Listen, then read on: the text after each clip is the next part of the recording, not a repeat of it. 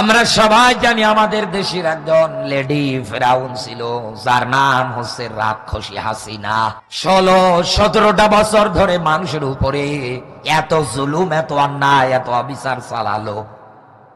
মাঝে মাঝে ওর দলের লোকজনের কাছে ফোন কলের মাধ্যমে ও কথাবার্তা বলছে। আজকেও একটা ফোন কল ভাইরাল হয়েছে। 11 জুলাই থেকে তো কোটা স্থগিত হয়ে গেছে। কোটা তো আমি বাতিল করে দিয়েছি। যেখানে কোটাই নাই, তা আন্দোলনটা কিসের জন্য ছিল? গণহত্যার বিচার, গণহত্যার বিচার আমার না, গণহত্যার বিচার ইউনূসের।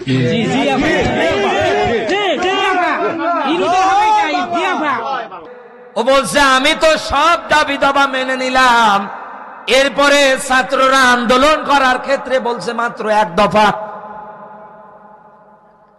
আমার পদত্যাগ চাই। এদিকে ওর সামসারা বলছে আপা, বাংলাদেশ থেকে আপনি পালানোর পরে, যাওয়ার পরে এদেশের মানুষ বলে হাসিনাই ভালো ছিল। পাম কত প্রকার দেওয়া লাগে ওরা ওই জায়গায় দিচ্ছে, কথা বলে না কেন? একাধারে আবার বলছে আমার নামে হাজার হাজার মানুষের হত্যার মামলা দায়ের করেছে, সবগুলো মিথ্যা। এগুলো সব নাকি মিথ্যা।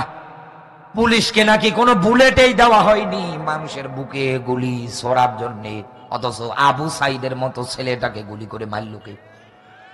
এদেশের মুগ্ধকে গুলি করে মারল কে? এই দেশে ইসলামী আন্দোলন করার কারণে, ইসলামী ছাত্র শিবির করার কারণে হাজার হাজার মায়ের বুক খালি করেছে কে? ও বলতেছে যে না, কোনো পারমিশন দেওয়া হয়নি, কোনো বুলেট দেওয়া হয়নি। তাহলে এই দেশে হাজার হাজার ছাত্র ছাত্রীদের জীবন নষ্ট করলো কি শয়তান? হ্যাঁ, শয়তান মনে হয় মানুষের রূপ ধরে এসেছিল নাকি? নাকি ফেরেশতারা এসে মেরে দিয়ে গিয়েছে? হ্যাঁ, কথাবার্তা আপনি মিলিয়ে দেখেন। অপরাধ করেছে, অপরাধ স্বীকার করা তো দূরে থাক, অপরাধ গুলোর জন্য অনুশোচনা করা তো দূরে থাক, জীবনে পান প্রতিজ্ঞা আনা তো দূরে থাক। আল্লাহ এরকম অপরাধ যেন আমার দ্বারা না হয়। দলের কর্মীদের অর্ডার দিচ্ছে, হুকুম দিচ্ছে, আমার নামে যে হত্যা মামলা দায়ের করেছে এটা ডক্টর ইউনূসের ঘাড়ে তোমরা চাপিয়ে দাও। কত বড় শয়তান! শয়তান দূর থেকে দেখে আর এদের সেলুট দেয়। কথা বল না কেন যে তোদের মতো শয়তান ডাইনি থাকতে আমাদের আর বাংলাদেশে যাওয়া লাগবে না।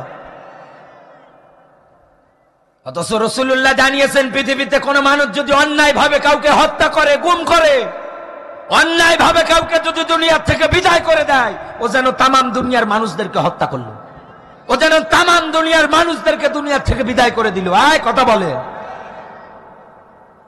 আমার আজকের আলোচনা রেকর্ড হচ্ছে, কালকে ইন্টারনেটে চলে যাবে। শুধু আপনারা না, সারা বিশ্বের মানুষেরা দেখতে পারবে। এই বাংলাদেশের ডক্টর ইউনূস সহকারে উপদেষ্টা যারা আছে, এদেরকে নিয়ে কেউ যদি কোনো নতুন করে ষড়যন্ত্র আঁকার চেষ্টা করে, একটারও পিঠে চামড়া থাকবে না। কারণ আপনি আবার উল্টো দিকে বলে দিচ্ছেন যে ডক্টর ইউনূস চোর, ডক্টর ইউনূস এটা সেটা বলে আপনি তাকে গালি দেন। এদেশের মানুষ বুঝে গিয়েছে এদেশের জন্য আপনি কি ঘোড়ার ডিম করে গিয়েছে। লক্ষ লক্ষ টাকা পাচার করেছে দেশে। এক একটা এমপি মন্ত্রীরা নিজের বাবার মনে করে সব জায়গাতে খেয়েছে, জনগণের হক আদায় পর্যন্ত করতে দেয় নাই। আয় কথা বলেন, আমি কি ভুল বলছি? ভুল বলছি? আপনি আমার কথাগুলো বাস্তবে মিলিয়ে দেখেন, রাগ করবেন না। আমি আপনাকে তাওবার বিষয়ে ডাক দিয়ে বলছি, দুনিয়ায় কোন মানুষ যদি তাওবার ক্ষেত্রে আসতে পারে, আল্লাহর ব্যাখ্যা, ওর অতীত জীবনের যত অপরাধ আল্লাহ সব নেকি দিয়ে বদল করিয়ে দেয়, আল্লাহ সব নেকি বানিয়ে দেয়, ওর জীবনের কোনো পাপ রাখে না। সুবহানাল্লাহ বলতে পারেন না? কারণ আল্লাহর জান্নাতে যারা যাবে তারা একদম নিরট, একদম খাঁটি ইমানদার মুসলমানের আল্লাহর জান্নাতে যাবে। কোন খুনি, কোন ডাইনি, মানুষের উপরে জুলুমকারী আল্লাহর জান্নাতে যেতে পারছে না, পারবে না। আপনি একাধারে এরকম করে ফোন কল করে একবার বলেন চুপ করে আসবো, একবার বলেন আমরা চেষ্টা চালাবো ডক্টর ইউনূসের ঘাড়ে। আমি এই বক্তৃতায় স্পষ্ট বলছি, এদেশের মানুষ ডক্টর ইউনূসকে কলিজা দিয়ে ভালোবাসে। এই দেশের জন্য এখন ডক্টর ইউনূসদের মতো নেতাই দরকার। এই কথা বলেন। কিন্তু আপনারা যা করেছেন মানুষ বুঝে গিয়েছে। ডেলিভারি রাস্তা বানিয়ে বলছে হাইওয়ে রাস্তা বানালাম।